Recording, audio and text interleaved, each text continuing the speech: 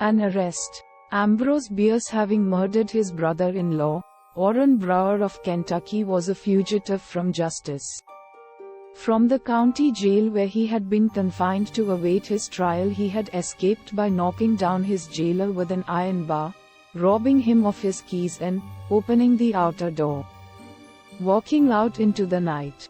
The jailer being unarmed, Brower got no weapon with which to defend his recovered liberty.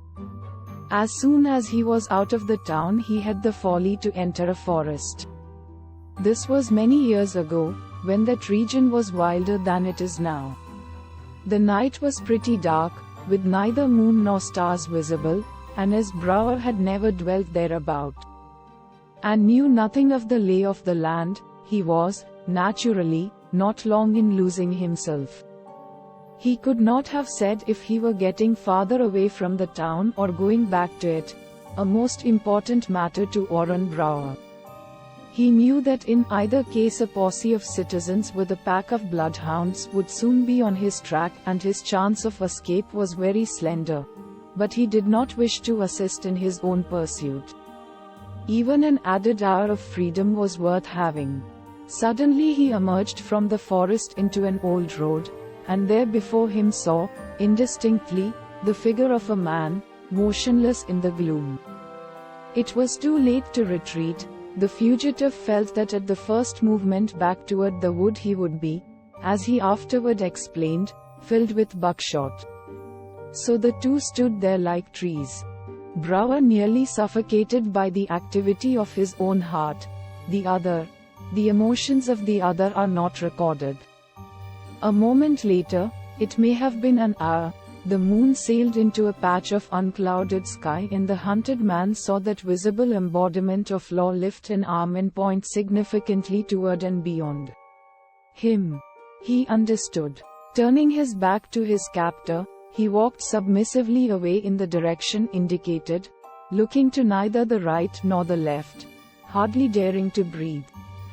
His head and back actually aching with the prophecy of buckshot. Brower was as courageous a criminal as ever lived to be hanged. That was shown by the conditions of awful personal peril in which he had coolly killed his brother-in-law. It is needless to relate them here. They came out at his trial. And the revelation of his calmness in confronting them came near to saving his neck. But what would you have? When a brave man is beaten, he submits. So they pursued their journey jailward along the old road through the woods. Only once did Brower venture a turn of the head, just once. When he was in deep shadow and he knew that the other was in moonlight, he looked backward. His captor was Burton Duff, the jailer.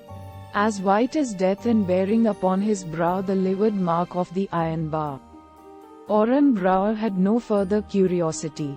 Eventually they entered the town, which was all alight, but deserted. Only the women and children remained, and they were off the streets. Straight toward the jail the criminal held his way. Straight up to the main entrance he walked. Laid his hand upon the knob of the heavy iron door, pushed it open without command, entered and found himself in the presence of a half-dozen armed men. Then he turned. Nobody else entered. On a table in the corridor lay the dead body of Burton Duff.